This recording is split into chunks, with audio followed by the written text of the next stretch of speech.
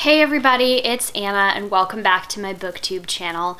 This video is once again brought to you by the fact that coronavirus has us all laid up in our homes here in the Seattle area, which means I have had a lot of time to read and play board games this week. So this is going to be my Geekly Wrap-Up for the week of March 2nd through March 8th.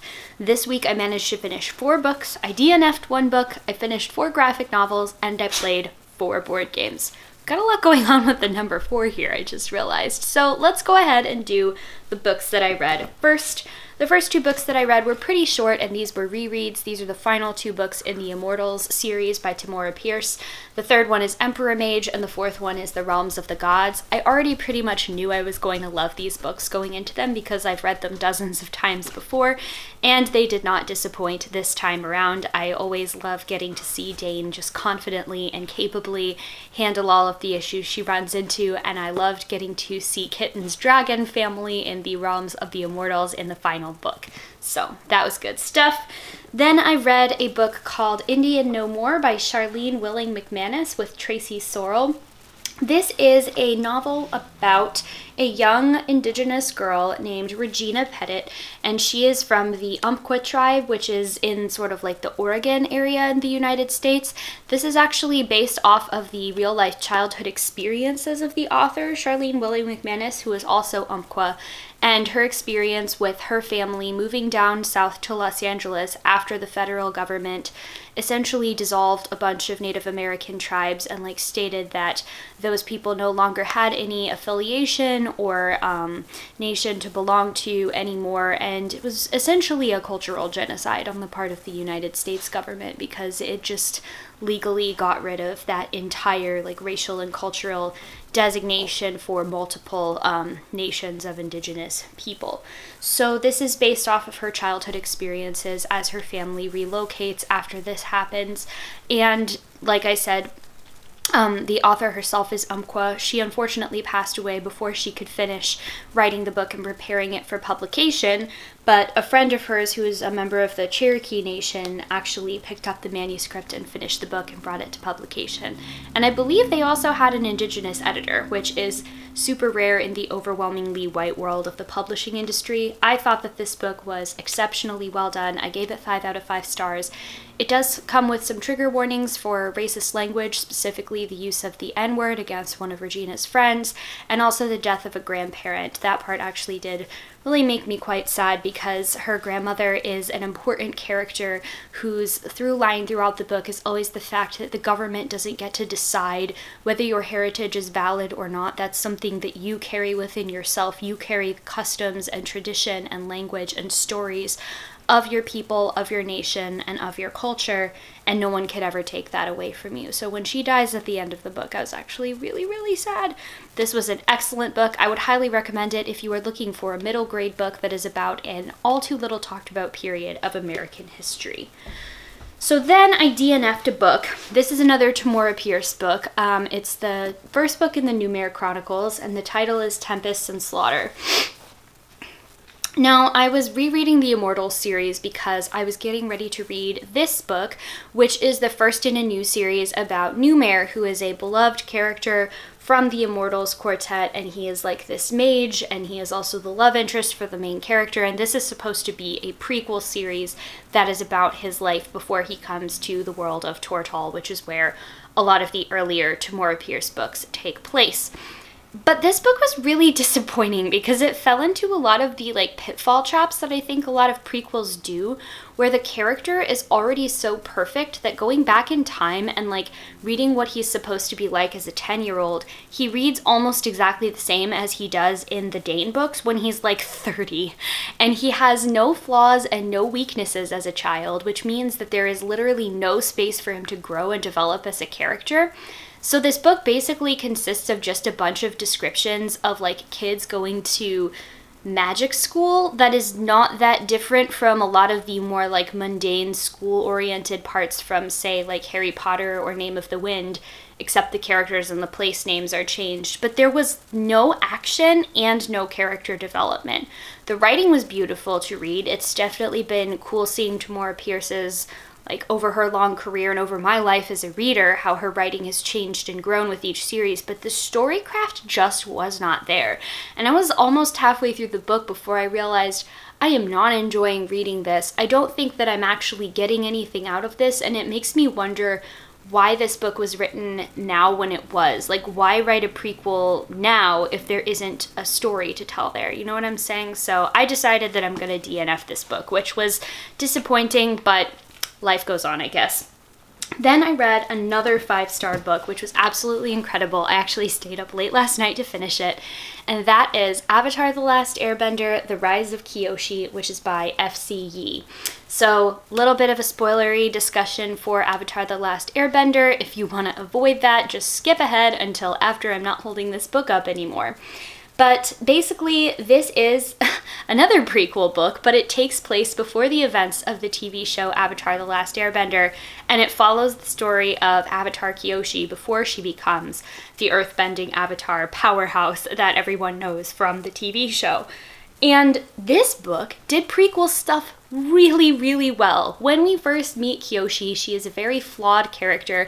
She's extremely insecure. She's always been sort of like, she was orphaned really young, and so she's always been sort of left alone and left behind and forgotten about, and everyone thinks that the Avatar is actually somebody else who she's friends with, and she actually like works as part of his household staff, but they're friendly with each other, they get along really well. And then something happens that basically sets a political domino tower kind of falling down, because people realize that actually Kyoshi is the one who's the Avatar, but then she has to like go off and make sure that she is still keeping promises she made before she knew that she was the Avatar. And this did it so well. When we first meet her, she is really flawed, but that lends a lot of room for her to grow into the complexity of the character that you can see she'll become. You know, she doesn't start out as this titanic, powerful earthbender. When we first meet her, she has a lot of raw power, but she doesn't have the finesse that she needs to be able to like control a tiny little pebble as it's rolling around. So getting to watch her grow both as a person and as a master of the elements was just so well paced and plotted throughout this book. This book is also queer, which I didn't realize going into it, but Kyoshi is bi, and she has a romance with like a Fire Nation girl in this, and I was just like, oh my god, this is so great. Like, it's not a major part of the story, the romance, but just the fact that it's there and it's something that exists in like one of my favorite pieces of media is so awesome. Like, I just love that that is canonically there. I cannot wait for the second book in this series to come out. I think it's coming out in June or July of this year, and Kyoshi and Rangi are both on the cover together, which makes me so happy. So that was a 5 out of 5 star read for sure. Okay, then we have a couple of comics. This one I'm just gonna be real quick about. It's called Maker Comics, Draw a Comic by J.P. Coover. This is basically a comic book that teaches you how to make comic books, which is very meta, I know. But I just wrapped up being enrolled in a comics writing and creation class, and so I've been really on this kick of like reading books about how comics are written and made. I thought that this was a really good introduction. It is written for kids. A lot of the material that's covered in here is actually stuff that we went over in class, but in this book it's kind of told as like a story of this little character girl and her dog trying to make a comics library. So that was good. I gave it 3 out of 5 stars because the information is pretty useful. Okay, then I also finished reading Critical Role Vox Machina Origins. So I didn't start watching Critical Role until probably like summer of 2018, something like that. So by the time I started watching it, these comics had already come out in single issues, but they were re-released in their graphic novel form pretty recently, I think. So this tells the story of the party Vox Machina before the events of the like streamed game of Critical Role take place. So this is how they all met each other, how they formed a party, and it kind of follows the through line of one day they're going to save the world, but not yet. This goes into more detail about Vex and Vax's experience with the Thieves Guild called the Clasp, and also just kind of like sets the stage for what these characters are going to grow into over the years. This is really good. I gave it 4 out of 5 stars. I don't think it translated as well to comics as say something that was deliberately set down and plotted to be a comic in the first place. It's always hard to adapt like a role-playing game into a comic, and I think that this is where the Adventure Zone graphic novels actually really shine. But this one was still absolutely beautiful. I adored the artwork, and it was really great getting to visit these characters again. And then the last couple books that I read, I actually started rereading one of my favorite comic series of all time in anticipation for Comic-Con, which then got postponed because coronavirus is a thing and large group gatherings of people is not good right now. But I used my birthday money this year to get all of the Mouthguard comics, which is like one of my very favorite comic book series ever, and I have never owned the Mouthguard comics proper. I had a couple Mouthguard books that were like shorter and not like the full graphic novels. But anyway, the ones that I read this week are Mouthguard Fall 1152 and Winter 1152, which are the first two books in the series. This is a great series for people that are fans of like Redwall style adventures about, you know, small woodland animals going up in this sort of battle against the elements and good and evil and trying to, you know, establish order and peace for all of mouse folk throughout the world. And I really adore these comics. They are beautifully drawn and illustrated. The world building is so visually evocative. It's definitely like one of my favorite fictional worlds that's been created through the comics medium. And it also gave birth to my favorite role-playing game of all time, which is the Mouthguard RPG. Yes, that exists. If you're interested, it's based off of the Burning Wheels system, and it is entirely set within the world of the comics. It is a game about overcoming adversity and challenges, learning through failures, and just being a mouse in the wide, wide world. So these are rereads, again, for me because I've already read through the comic series before, but it's, again, very delightful to just return to a world that I know and love so well. All right, so that's going to do it for the books. Let's talk about board games for a second. Everything that I played this week... Oh, am I missing something? Oh, wait, yeah. I played one new game, and then everything else was a replay. The new game that we played was called New Bedford. This is a game that I did not like. It is a very simple kind of action selection worker placement game, like most light Euro games. But it's about going out and like whaling and killing whales and bringing back whales on your ships like in history. Now that is a really interesting historical time period to me. What is it? Shh. That's a really interesting time period to me, and I like reading about this time period. It turns out I don't love playing as a whaling captain where your job is literally to go out and hunt whales to the brink of extinction. So I will not be recommending this game, nor do I think I'll be playing it again. There really just wasn't enough there mechanically for me to get over my like reticence with the theme. And yeah, like I said, the theme is also pretty hard to get over. Even though I know it happened historically, it's still not something pretty. Then we replayed an old two-player favorite, Morells, but this time we added some cards from the Foray expansion. Basically, this adds some different cards that like make your scoring combos in the game different, but this is a set collecting game about people exploring and gathering mushrooms in a wood, so we added some interesting expansion cards that kind of mixed up the variety of the game a little bit. We also played... heavy. The new scenario for Marvel Champions, which again is a game that I am realizing probably has some more limited staying power than I originally thought. When I first started playing the game, it came with 4 basic decks and a couple scenarios, and those were super fun to play with. It's like a classic comic book boom pow battler where you are a bunch of superheroes taking on like legendary villains from the comic book series that you love from Marvel. And now, several expansions later, it's exactly the same game. There's not that much that has really changed in terms of deck building or strategy.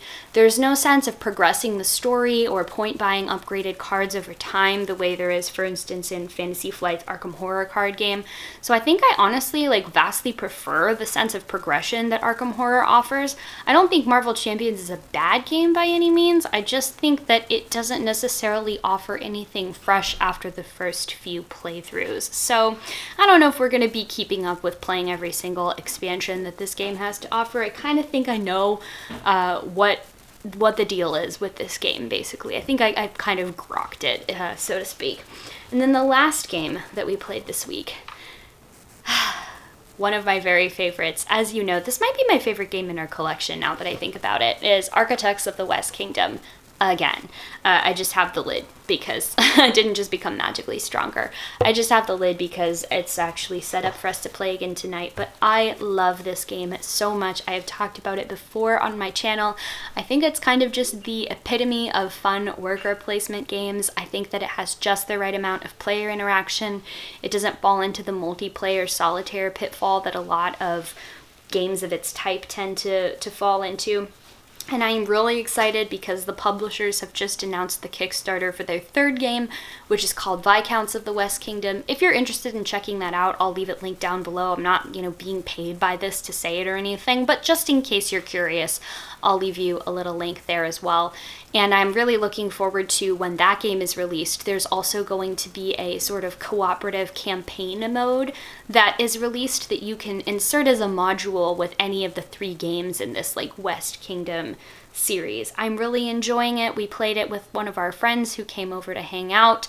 So it was my first time playing it at 3 people, actually. Eventually I'm going to play it at every player count, including solo, but this is just a stellar game. Every time I play it, I really enjoy it.